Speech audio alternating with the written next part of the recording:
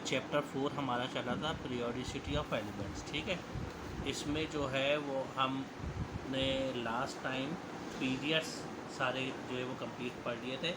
अब ये आपका जो चैप्टर है इसमें देखें हम ये पीरियोडिक टेबल पढ़ रहे थे। ठीक है, ये आपका पेज नंबर 64 है, modern periodic table of the element. ये हम जो है वो पढ़ रहे थे। आप पढ़ चुके हैं लास्ट जो लेक्चर मेरा था उसमें कि ये जो हॉरिजॉन्टल लाइन है ये पीरियड्स है, ठीक है ना, जिसके बारे में आपने डिटेल से पढ़ लिया था, समझ लिया था।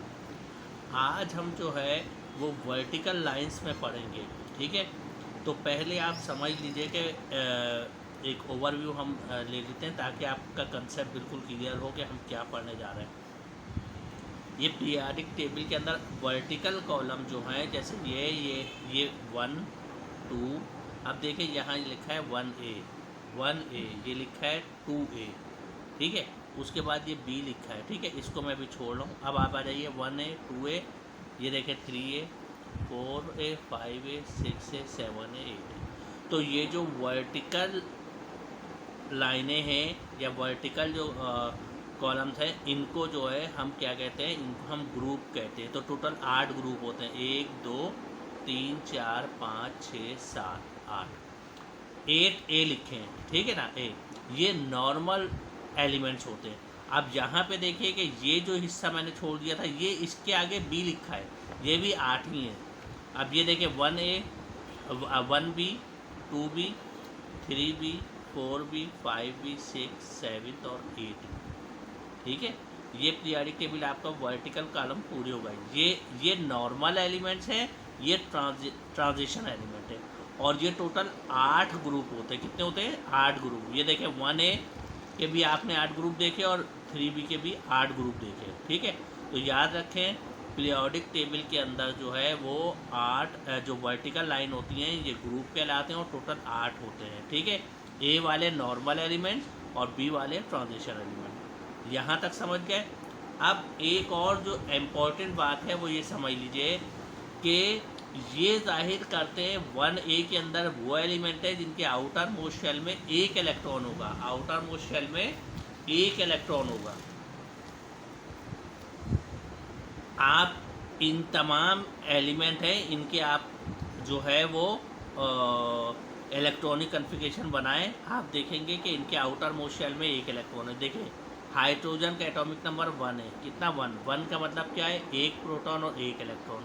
तो अब बीच में न्यूक्लियस हो गया और एक इलेक्ट्रॉन आउटर मोस्ट शेल में। इसी तरह लिथियम है। लिथियम का एटॉमिक स्ट्रक्चर आप बनाइए, दरमियान में न्यूक्लियस आ गया, 3 एटॉमिक नंबर है ना, इसका मतलब 3 प्रोटॉन और 3 इलेक्ट्रॉन। 3 इलेक्ट्रॉन का मतलब ये हुआ पहले शेल में 2 इलेक्ट्रॉन हो गए। मैंने आपको यही बताया था कि पहले शेल के अंदर मैक्सिमम 2 इलेक्ट्रॉन आ सकते हैं। ठीक है, तो 3 में से 2 पहले शेल में आ गए, इसके बाद वाले शेल में कितना बचा? 2 तो आ गए, 3 में से 2 गया, 1 तो 1।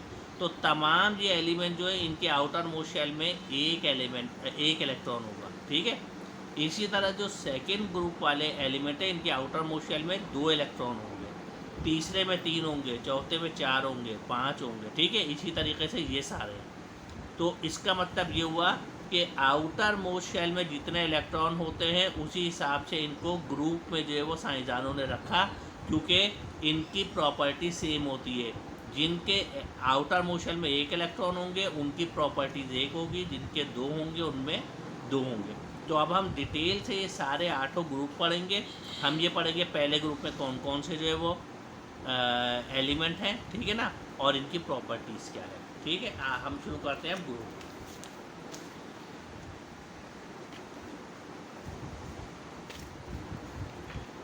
अब देखें group the vertical column in the periodic table are called group, जैसे मैंने आपको बताया। ठीक है, the group number shows the number of electron in the valence shell. Group number क्या जाहिर करता है? नंबर ऑफ इलेक्ट्रॉन को जाहिर करता है कि शेल में कितने हैं। Element with similar outer electronic configuration show similar property. जो आउटर मोस्ट शेल में इलेक्ट्रॉन होते हैं ना, जो इनके इलेक्ट्रॉनिक कन्फिगरेशन, वो सेम प्रॉपर्टीज़ जो है वो जाहिर कर रहे होते हैं। ठीक है, एंड प्लेस सेम ग्रुप, और इस वजह से इनको सेम ग्रुप में रखा जाता है। Periodic table consist of 8 group. Periodic table जो है वो 8 ग्रुप में होती है, जैसा मैंने आपको अभी पीरियोडिक टेबल में दिखाया था।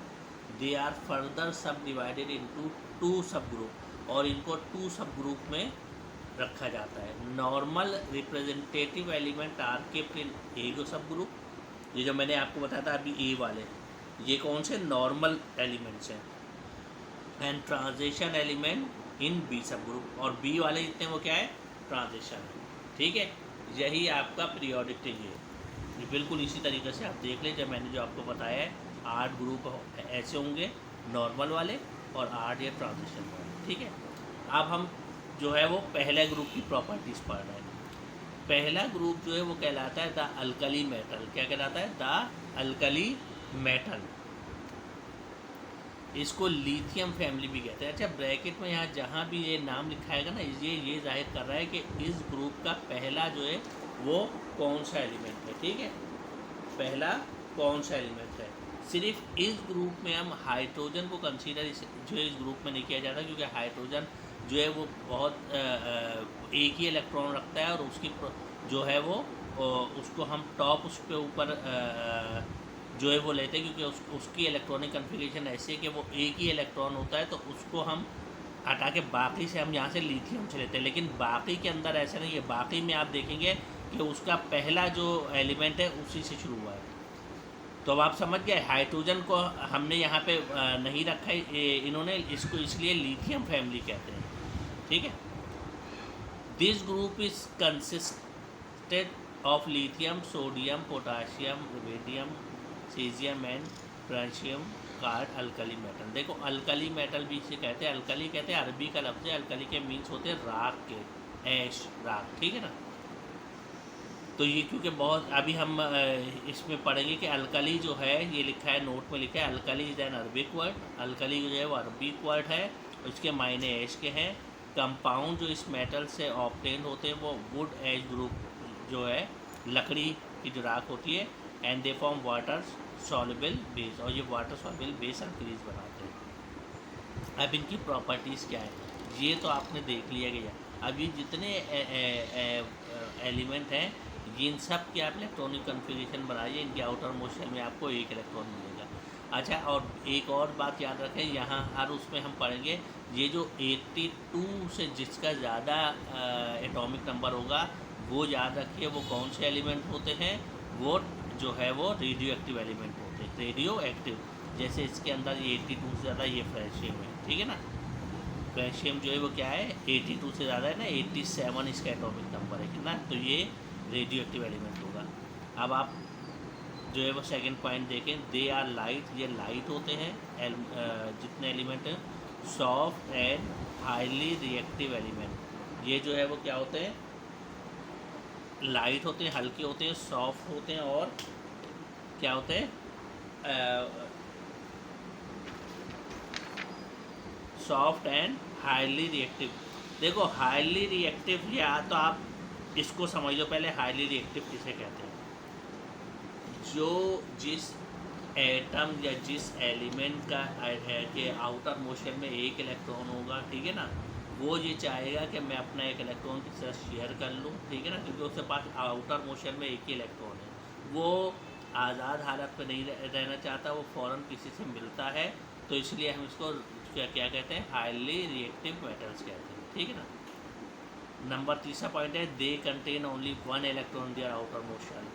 इनके आउटर मोशन में एक इलेक्ट्रॉन होता है, जैसा हमने पढ़ा है। दे फॉर्म मोनो वैलेंट और यूनिवैलेंट। मोनो का मतलब भी 1 होता है, यूनि का मतलब भी 1 ही होता है। ये क्योंकि एक इलेक्ट्रॉन होता है और ये एक इलेक्ट्रॉन किसी को दे देते हैं।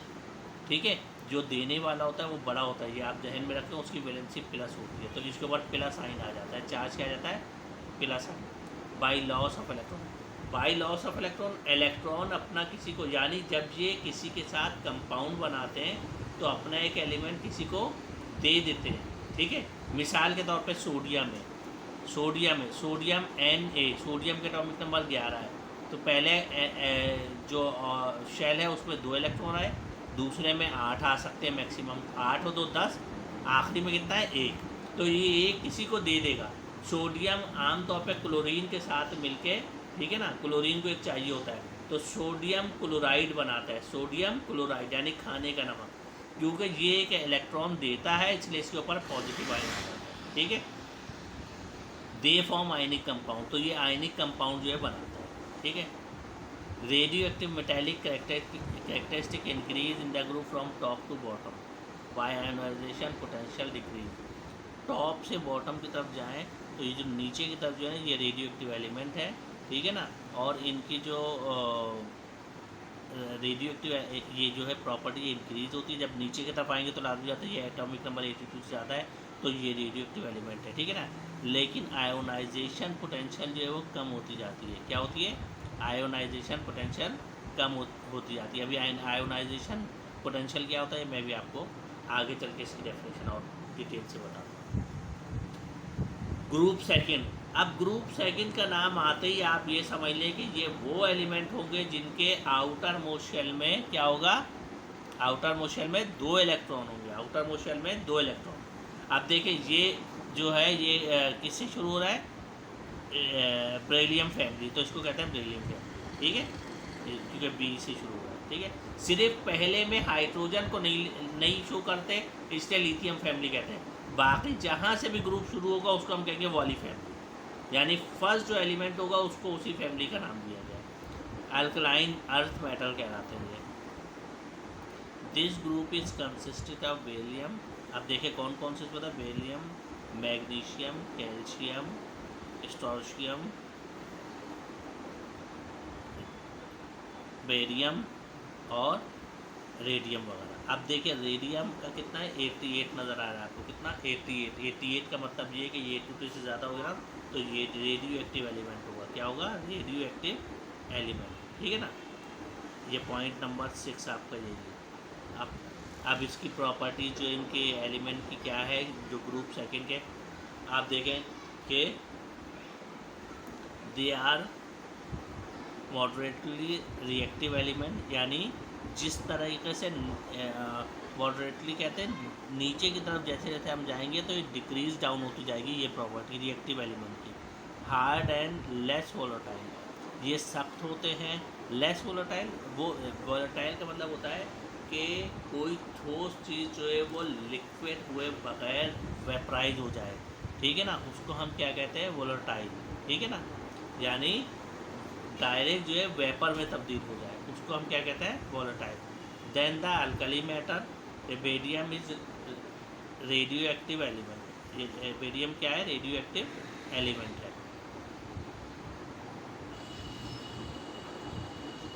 नंबर 3 है they contain 2 electrons, they contain 2 electron, कितने इलेक्ट्रॉन होते हैं इसमें, 2 होते हैं in their outer most shell. आपको पता है कि आउटर मोस्ट शेल में कितने इलेक्ट्रॉन होते हैं, इसके 2 होते हैं।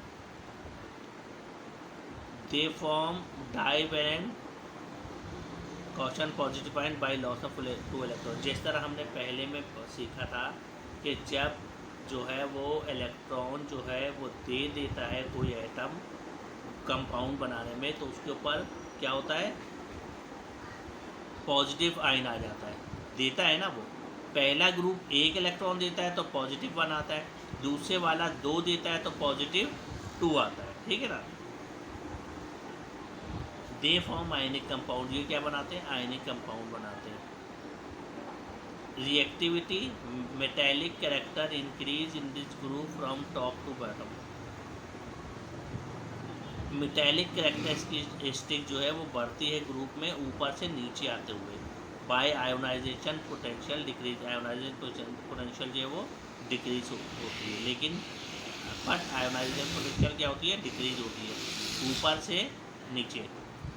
आयोनाइजेशन पोटेंशियल जो है इसकी डेफिनेशन मैं आपको बता दूं ताकि आपको पता चल जाए, ये हम आगे जो है वो इसकी डेफिनेशन आपको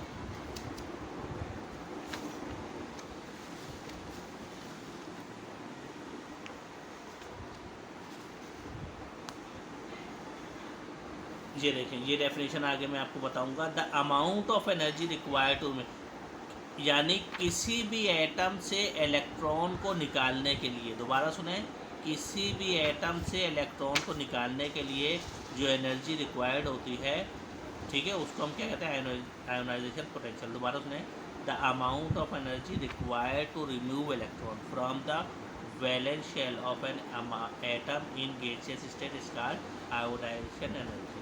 बस आप याद रखें, किसी भी एटम से इलेक्ट्रॉन को निकालने के लिए जो एनर्जी चाहिए होती है उसको आयोनाइजेशन पोटेंशियल कहते हैं। तो ये बार बार आ रहा है, इसलिए मैंने आपको पहले डेफिनेशन उसकी आगे ही दिखा दी कि आयोनाइजेशन पोटेंशियल जो है वो डिक्रीज होती है, ठीक है। अच्छा, और वही कि 82 से ज़्यादा होता है। Reactivity metallic characteristic increases in the atom from top to bottom but ionization potential decreases, ठीक है। Note, these element are found in minerals वगैरह में पाए जाते हैं। Their silicates, oxide, hydroxide are strongly basic, therefore these element are called alkaline earth metals. ये जो है क्या कहलाते हैं, अल्कलाइन अर्थ मेटल्स कहलाते हैं ये वाले एलिमेंट, ठीक है, ग्रुप सेकंड के। अब आ जाइए group 3A। Group 3A the boron family. अब ग्रुप 3 में सबसे पहला कौन सा आता है,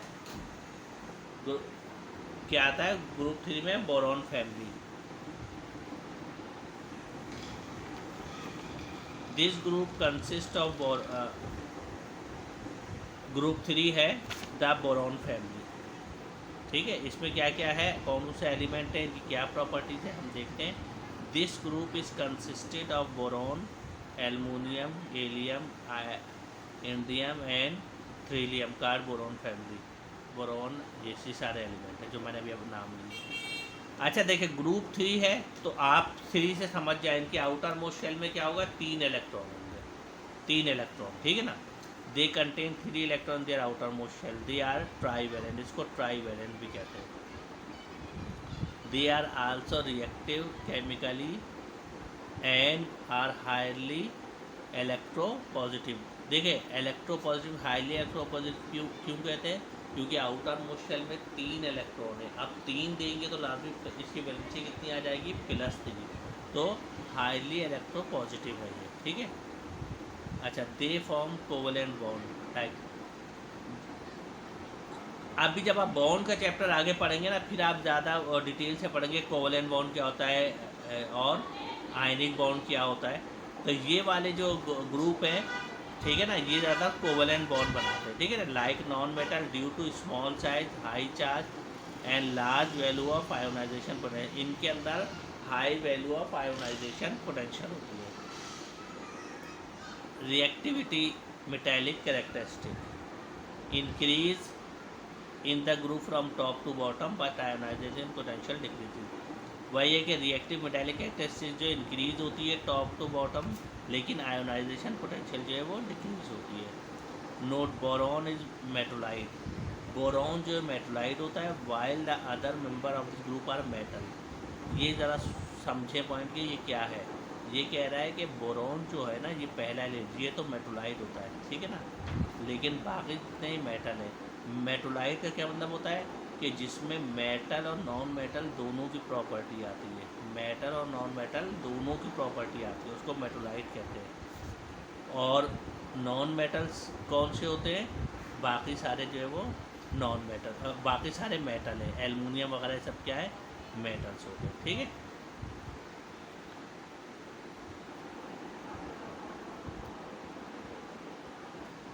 ग्रुप 4 है द कार्बन फैमिली। अब ग्रुप 4 का मतलब आप समझ गए, ग्रुप 4 का मतलब आउटर मोस्ट शेल में 4 इलेक्ट्रॉन, ठीक है ना, आउटर मोस्ट शेल में 4 इलेक्ट्रॉन। अब इसका पहला जो एलिमेंट है वो कार्बन होता है, ठीक है, तो इसको हम कार्बन फैमिली भी कहते हैं।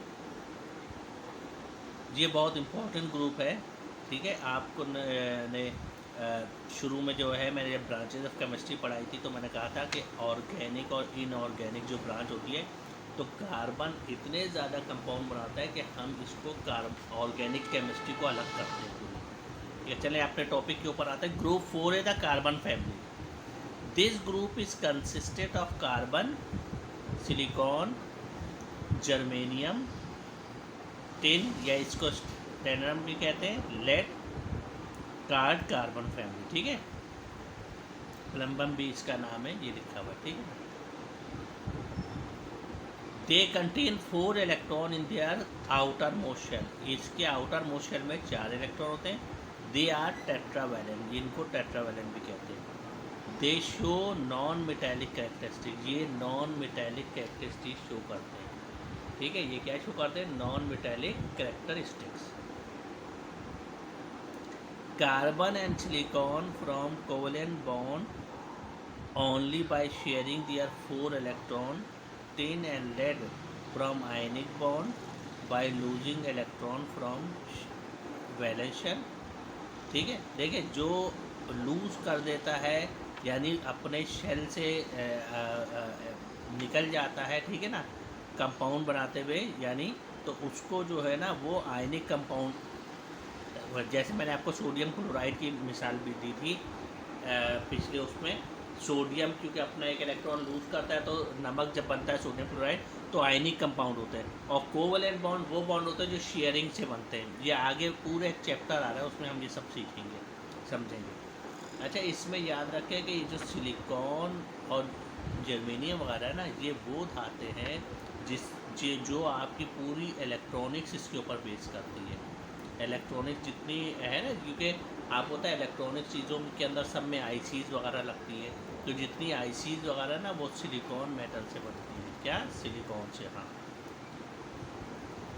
क्योंकि ये जो हैं इनके आउटर मोस्ट शेल में 4 इलेक्ट्रॉन होते हैं और ये नॉन मेटेलिक कैरेक्टरिस्टिक जो है वो जाहिर करती है। Number 5, electronegativity decreases in the group from top to bottom. का इलेक्ट्रोनेगेटिविटी डिक्रीजेज होती है ऊपर से नीचे की जानी। इलेक्ट्रोनेगेटिविटी जो है वो क्या होती है कि जो कंपाउंड होता है उसके अंदर जो शेयरिंग हो रही होती है उसको अपनी जानिब जो ये खींचते हैं इलेक्ट्रॉन, उसको हम इससे जाहिर करते हैं। इसकी मैं आपको डेफिनेशन आगे जो है वो बाकायदा दी हुई है इलेक्ट्रोनेगेटिविटी की। मैं आपको इसमें ये आपको दिखा देता हूँ। ये इसकी ये बहुत इंपॉर्टेंट है, याद कीजिएगा। ये देखें, लिखा है a tendency of an atom in a molecule to attract a share pair of electron. जब कोवेलेंट बॉन्ड बनता है तो जो इलेक्ट्रॉन के पेयर को अपनी यानी मॉलिक्यूल खींचता है उसको जो क्या कहते हैं? इलेक्ट्रोनेगेटिविटी, ठीक है। ये आगे आप डेफिनेशन याद कीजिएगा। अब ये हम जो है वो ग्रुप 4A में कार्बन फैमिली हम पढ़ रहे हैं। 4 पॉइंट हो गए। पाँचवा भी आपने पढ़ लिया। नीचे नोट देखे लिखा है कि carbon is and non metal. इस उसमें कार्बन जो है वो क्या है? नॉन मेटल है, ठीक है। सिलिकॉन इज मेटोलाइट, सिलिकॉन क्या है? मेटोलाइट। और मेटोलाइट मैंने आपको बताया था कि मेटोलाइट जो है वो क्या होता है, जिसमें मेटल और नॉन मेटल दोनों की प्रॉपर्टीज होती है। While the other member of this group are metal, जबकि दूसरे मेंबर जो इस ग्रुप के हैं वो क्या है? मेटल है। कार्बन हैज़ 2, यहाँ तक पहले आप बात समझिए। कार्बन जो है वो नॉन मेटल है, सिलिकॉन जो है वो मेटलाइड है, और दूसरे मेंबर जो है वो क्या है? मेटल है, ठीक है ना। Carbon has 2 allotropes. ये एलोट्रॉप जो है ये हम आगे इसको हमें पढ़ना है डिटेल से कि एलोट्रॉप क्या होते हैं, ठीक है। आप यूँ समझिए, कार्बन जो उसके 2 एलोट्रॉप्स होते हैं, different form of an element having same chemical property but different physical property. Allotropic की डेफिनेशन यहाँ ये दी हुई है कि क्या है कि जिनकी केमिकल प्रॉपर्टीज़ तो सेम होती है लेकिन फिजिकल प्रॉपर्टी सेम होती है। Are called allotropics and the phenomena is called allotropy. और इस फिनोमिना को जो है वो एलोट्रॉपी कहते हैं। जैसे कार्बन है, कार्बन की एलोट्रॉपी क्या होती है? कार्बन जो है वो आपको पता है कि कार्बन जो इसकी एलोट्रॉपी जो है वो जैसे डायमंड वगैरह है, तो उसकी फिज़िकल प्रॉपर्टी बिल्कुल चेंज होगी। बस आप यहाँ तक यही समझें। जब इसका आगे जब डिटेल से अगले चैप्टर में आएगा तो हम इसके ऊपर डिस्कस करेंगे। ग्रुप से 5th आ जाइए, नाइट्रोजन फैमिली। अच्छा देखें, 8 ग्रुप होते हैं टोटल, 1 2 3 4। पहला, दूसरा, तीसरा, चौथा आपने पढ़ लिया। पहले में 1 इलेक्ट्रॉन, फिर 2। तो ये जब इलेक्ट्रॉन आउटर मोशन में एक है तो वो देगा, ठीक है। सेकंड में है देगा, क्योंकि आउटर मोशन में कम इलेक्ट्रॉन है। जब कम होते हैं तो वो जो है वो आगे जो है वो कंपाउंड बनाते हुए देता है इलेक्ट्रॉन, ठीक है। और जब 4 के बाद फिफ्थ, अब फिफ्थ का मतलब ये कि आउटर मोशन में 5 इलेक्ट्रॉन है, तो ये पाँचवें के बाद पाँचवा छठा सातवां ये देंगे नहीं, बल्कि ये इलेक्ट्रॉन लेके अपना ऑक्टा मुकम्मल करते हैं। अब आप ये पढ़ते जाइए और फिर आपके समझ में आएगा।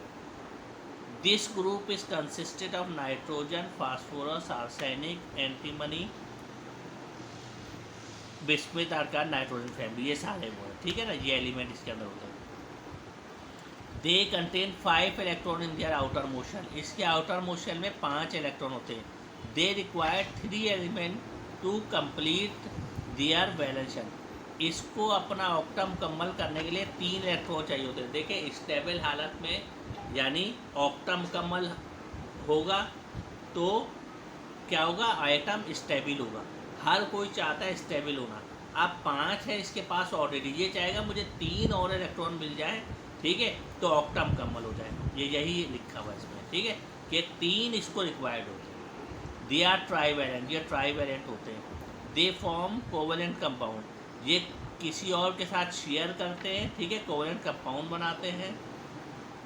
Due to small size and large ionization potential,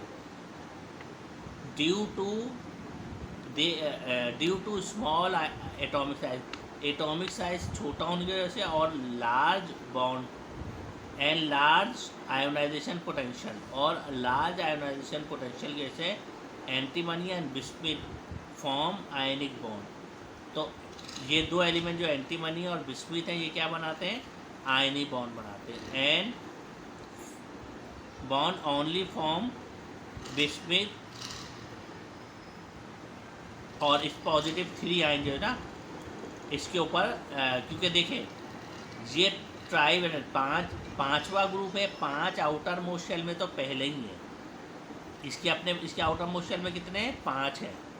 अब 5 ही मैं आपको बता दूं कैसे। मिसाल के तौर पर देखें नाइट्रोजन है, नाइट्रोजन का एटॉमिक नंबर 7 लिखा हुआ, ये 7 लिखा, ठीक है ना। अब आप 7 के इलेक्ट्रॉनिक कन्फिग्रेशन बनाएं तो बीट में तो न्यूक्लियस हो गया, 7 का मतलब ये कि 7 प्रोटॉन होंगे और 7 ही इलेक्ट्रॉन होंगे ना। तो पहले शेल में कितने हो गए, 2 हो गए। तो 5 में से 7 में से 2 निकल गए, 5 बचे ना।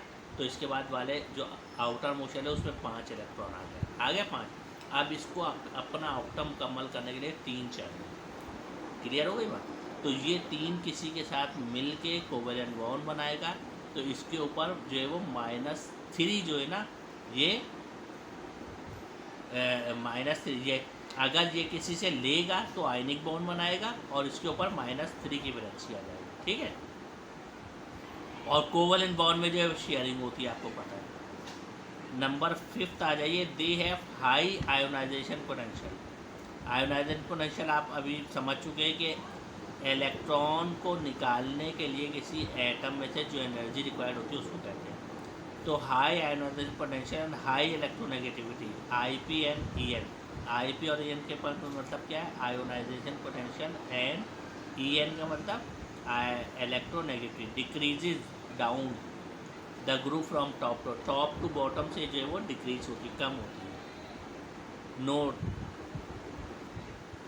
Accept nitrogen all exist in more than 1 allotropic form. Nitrogen के अलावा जो है वो एक से ज़्यादा इलेक्ट्रोपिक फॉर्म ये सब बनाते हैं। इलेक्ट्रोपिक फॉर्म क्या है कि जिनकी केमिकल प्रॉपर्टी सेम होती है लेकिन फिजिकल प्रॉपर्टीज़ अलग होती है, वो चीज़ें। Nitrogen and phosphorus are non metal, nitrogen और फास्फोरस जो नॉन मेटल होते हैं। Arsenic is metalloid, arsenic metalloid होता है, while antimony and bismuth are metal. अब आप आ जाइए नेक्स्ट ग्रुप नंबर 6। अब पहला ऑक्सीजन है इस ग्रुप का, तो इसको हम ऑक्सीजन फैमिली भी कहते हैं, ठीक है।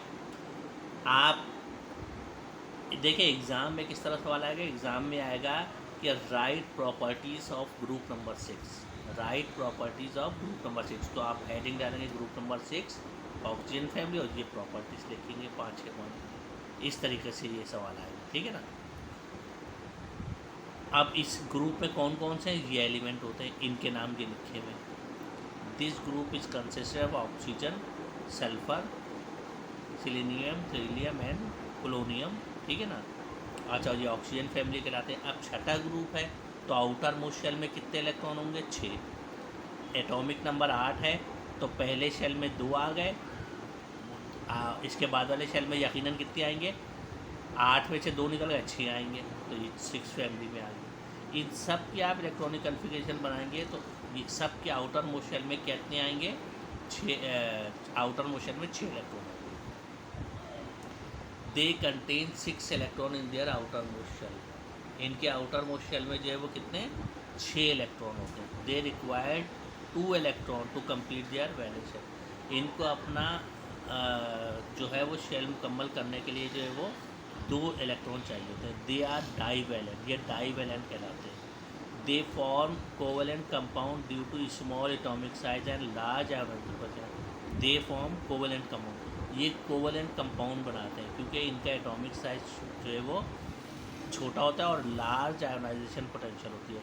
Bismuth forms ionic compound only form bismuth. अच्छा, बिस्मिथ जो है वो आयनिक कंपाउंड बनाता है, ठीक है ना। और लाजमी सी बात है, तो पहले इसके अंदर जो है इसके आउटर मोस्ट शेल में कितने हैं, 6 हैं। तो अब ये जो है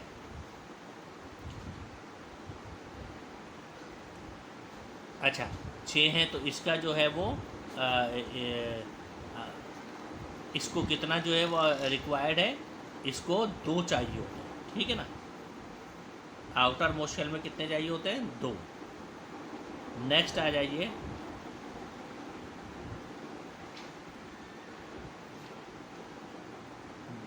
they have high ionization potential. इनकी आयोनाइजेशन पोटेंशियल हाई होती है एंड हाई इलेक्ट्रोनेगेटिविटी, ठीक है ना, वही IP and EN। Decreases down the group from top to bottom से जो है वो क्या होती है, डिक्रीज होती है। नंबर 6 है, they form ionic compound from they react with metal while they form covalent compound when they react with non-metal।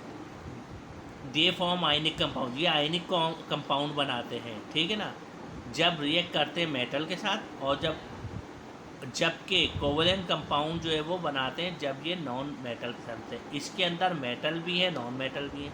तो मेटल जब कंपाउंड बनाते हैं तो आयनिक कंपाउंड बनता है, और जब नॉन मेटल जो कंपाउंड बनते हैं तो वो नॉन मेटल्स होते हैं, ठीक है। ऑक्सीजन, सल्फर, थ्रीनियम और नॉन मेटल, ये 3 जो हैं शुरू के, ये नॉन मेटल है। और ये जो है थ्रीनियम मेटोलाइड है। मेटोलाइड मैंने क्या बताया, जैसे मेटल और नॉन मेटल दोनों की प्रॉपर्टीज होती है। और पोलोनियम जो है वो मेटल की तरह है, क्लोज टू मेटल, मतलब मेटल के करीब है।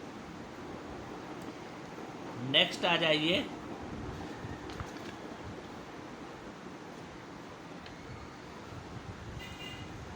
नेक्स्ट है हमारे पास group number 7, the halogen family. The halogen family, देखिए ये हमने ये पहला ग्रुप पढ़ लिया, दूसरा पढ़ लिया हम, ठीक है ना। तीसरा कार्बन, नाइट्रोजन, ऑक्सीजन, छठा पढ़ लिया, ठीक है ना। अब हम जो है वो 7 ग्रुप, ये जो 7 ग्रुप ये पढ़, ठीक है ना। 7 ग्रुप, क्लोरीन, ब्रोमीन, आयोडीन और एस्टेटेन, ठीक है ना। ये हेलोजन फैमिली भी कहलाती है, ये पहला पॉइंट है। अब ग्रुप 7 का क्या मतलब है, 7 का क्या मतलब है कि इनके आउटर मोस्ट शेल में 7 इलेक्ट्रॉन होंगे। अब आप देखिए 7 इलेक्ट्रॉन होंगे तो यकीनन इसको अपना ऑक्टम करने के लिए सिर्फ 1 चाहिए। हम शुरू करते हैं बना। This group is consisted of fluorine, chlorine, bromine, iodine and astatine called halogen group. इसको हेलोजन ग्रुप भी कहते हैं, याद रखें। एग्ज़ाम में ये भी सवाल आ सकता है कि हेलोजन ग्रुप की प्रॉपर्टी लिखें, तो आपने ये इस ग्रुप की लिखनी है। हेलोजन्स का मतलब होता है साल्ट फैमिली, ये साल्ट यानी नमक की फैमिली जो है उसको भी कहा जाता है। They contain 7 electrons in their outermost shell and required only 1 electron to complete their valence shell। और अपना इनको शेल कंप्लीट करने के लिए सिर्फ 1 इलेक्ट्रॉन चाहिए होता है। They form ionic compound when they react with metal. Ionic compound बनाते हैं जब ये मेटल से रिएक्ट करते हैं। वाइल दे फॉर्म कोवेलेंट, और जब कोवेलेंट बॉन्ड बनाते हैं तो ये नॉन मेटल जो है उनसे मिलते हैं तो कोवेलेंट बॉन्ड बनाते हैं। They are very active non metal and are very much like in their chemical properties. ठीक है ना, ये एक्टिव नॉन मेटल्स होते हैं और केमिकल प्रॉपर्टीज़ जो है, और इनकी जो है प्रॉपर्टीज़ जो है वो क्या होती है, बहुत ज़्यादा, they are very active non metals and are very much like, और बहुत ज़्यादा करीब इनकी जो है प्रॉपर्टीज नॉन मेटल की जो है केमिकल प्रॉपर्टीज जो है जैसी होती है। दे आर फॉर्म, इस पॉइंट को और पहले आप क्लियर कर लें, ये मेरा ख्याल है पॉइंट नंबर 4 को। They are very active non metals, ये बहुत ज़्यादा जो है एक्टिव होते हैं नॉन मेटल्स के साथ। ठीक है, और उनकी और जो है वो बहुत ज़्यादा इनकी जो है वो केमिकल प्रॉपर्टी उनकी तरह मिलती जुलती है। ठीक है ना, वेरी मच लाइक। नंबर 5 है they are found as diatomic non metals, they can not exist in free, ये फ्री स्टेट में नहीं मिलते बिकॉज एक्सट्रीमली एक्टिविटी देयर। देखिए जब ग्रुप 7 है, ग्रुप 7 वाला आउटर मोस्ट शेल में 7 इलेक्ट्रॉन है, तो यकीनन इसको अपना ऑक्टा मुकम्मल करने के सिर्फ एक चाहिए। तो ये बहुत जो है वो एक्टिव होते हैं, फ्री स्टेट में मिलते हैं, फ़ौरन जो ये कंपाउंड बना लेते हैं किसी के साथ शेयरिंग करके। बिल्कुल ऐसा ही जब हम ग्रुप 1 पढ़ रहे थे, हमने यही पढ़ा था कि वो बहुत ज़्यादा एक्टिव और वो फ्री स्टेट में नहीं होते, फौरी तौर पे ऊपर ये जो है वो कंपाउंड किसी के साथ मिला लेते हैं, बन जाते हैं, क्योंकि इनको सिर्फ एक चाहिए होता है, सिर्फ एक, इसलिए फौरी तौर पे ये जो है वो किसी के साथ मिल के जो है वो बना लेते हैं। तो एक्सट्रीमली जो क्या कहलाते हैं ये दे can not exist in free state में नहीं मिलते because of that extreme activity, क्योंकि इनकी एक्सट्रीम बहुत ज़्यादा जो है वो एक्टिविटी होती है, और क्योंकि एक ही चाहिए होता है, फ़ौरन किसी के साथ मिलके अपना ऑक्टा मुकम्मल कर देते हैं। Halogens are highly electronegative element, halogens जो है उसकी हाईली नेगेटिविटी होती है एलिमेंट की, and their electronegative decrease in the group from fluorine to iodine, fluorine से आयोडीन की जानिब जो है वो डिक्रीज होती है। Fluorine and chlorine are gases, fluorine और क्लोरीन जो गैसेज होती है। Bromine is liquid, bromine liquid होता है। Iodine and astatine are solid, ये सॉलिड होते हैं। एसिटेन इज रेडियो एक्टिव एलिमेंट, यकीनन 82 से ज़्यादा है तो ये रेडियो एक्टिव एलिमेंट होगा, जैसे मैंने आपको समझाया। They easily accept electron to form halides. अब देखें इस पॉइंट को, देखें आप, ये समझ जाएंगे। ये सब के सब ग्रुप 7 के ना, सब की देखें वैलेंसी -1 लिखी है, -1 मैम। क्यों? इन सब को एक चाहिए था, इन्होंने किसी के साथ मिल के किसी शेयरिंग की कंपाउंड बनाया और एक इलेक्ट्रॉन लिया तो वैलेंसी -1 बना दिया। ठीक है, ये आपके 7 ग्रुप हो गए। 8वां ग्रुप आ जाइए आप, जिसको हम कहते हैं group number 8 the noble gas. अब 8 का मतलब ये कि इनका आउटर मोस्ट शेल कंप्लीट है, इनके जो है वो आउटर मोस्ट शेल में कितने इलेक्ट्रॉन हैं? 8 हैं। This group is consist of helium, neon, argon, krypton, xenon and radon, called noble inert gases. They are also called zero group, zero group भी कहा जाता है इनको। क्यों कहा जाता है? क्योंकि इनका ऑक्टा मुकम्मल है, इनका ऑक्टा मुकम्मल है, इनको किसी के साथ शेयर करने की ज़रूरत नहीं। जैसे देखिए हीलियम है, पहला क्या है? हीलियम है ना, 2 है कि क्या है इसके आउटर मोस्ट शेल में 2 इलेक्ट्रॉन है। अब आपको पता है मैक्सिमम 2 ही तो आते हैं, ठीक है ना। बीच में न्यूक्लियस है, पहला शेल, उसके अंदर 2 इलेक्ट्रॉन, तो इसको किसी के साथ मिलना ही नहीं है। तो ये क्या है? जीरो ग्रुप कहलाता है कि इनका ऑक्टा मुकम्मल होता है, ठीक है ना। जैसे मैंने ये बताया कि इसका सवाल हीलियम फैमिली के हवाले से भी आ सकता है, हेलोजन फैमिली के हवाले से भी आ सकता है, और अक्सर आता है। ग्रुप 7 और 4 बहुत इंपॉर्टेंट है, ये अक्सर एग्ज़ाम में आते हैं। इसका आ सकता है कि नोबल गैसेज या ग्रुप 8 या 0 ग्रुप के बारे में लिखे, तो आपने ये लिखना है they are monoatomic gases. ये मोनो एटॉमिक गैसेज होते हैं with a low boiling point, जिनका बॉइलिंग पॉइंट कम होता है। Their outer most shell are completely fill, इनके outer most shell completely fill होते हैं, ठीक है। जैसे मैंने आपको बताया इनका आउटर मुकम्मल होता है। सो दे आर स्टेबल, तो स्टेबल होते हैं। स्टेबल क्यों होता है? क्योंकि इनका आउटर मोस्ट शेल कम्प्लीट है। तो ये नॉन रिएक्टिव होते हैं, इनर्ट केमिकल। क्यों? क्योंकि ये किसी के साथ मिलते ही नहीं, कोई एक्टिविटी नहीं होती, रिएक्ट ही नहीं करते। तो क्या हुआ? नॉन रिएक्टिविटी, इनर्ट केमिकल ही होते हैं। इनका आउटर मोस्ट शेल फिल होता है, ठीक है। जैसे आप मिसाल मैंने हीलियम की दी, ठीक है ना। अब आप नियॉन की देख लें, दूसरा वाला। पहले में कितने हुए? 2, टोटल 10 है ना। पहले में 2, दूसरे में 8, 8 और 2 10 कंप्लीट है। इसी तरह का ऑर्गन का देख लें आप, AR ऑर्गन का। पहले में 2, दूसरे में 8, 8 और 2 10 हो गए, तीसरे में 8, तो पूरा कंप्लीट है। तो ये क्या है? ये 0 ग्रुप कहलाता है। They are highly soluble, so they do not form their compound. तो ये कंपाउंड नहीं बनाते क्योंकि हाईली सॉल्युबल होते हैं, हाईली स्टेबल होते हैं, sorry. They are highly stable. Stable किसे कहते हैं? कि अब इनका शेल कंप्लीट होता है। All noble gases present in atmosphere argon present 1% atmosphere volume except और विच इज रेडिएटिव। अच्छा, all noble gases present in atmosphere, ये जितनी नोबल गैसेज होती है एटमॉस्फेयर यानी अपनी जो फिज़ा है उसमें मौजूद होती है। आर्गन जो है 1% और एटमॉस्फेयर में होता है बाई वॉल्यूम के हिसाब से। और रेडॉन जो है ये, इसका एटॉमिक नंबर देखिए 86 है, यकीनन 82 से ज़्यादा है। तो ये क्या है?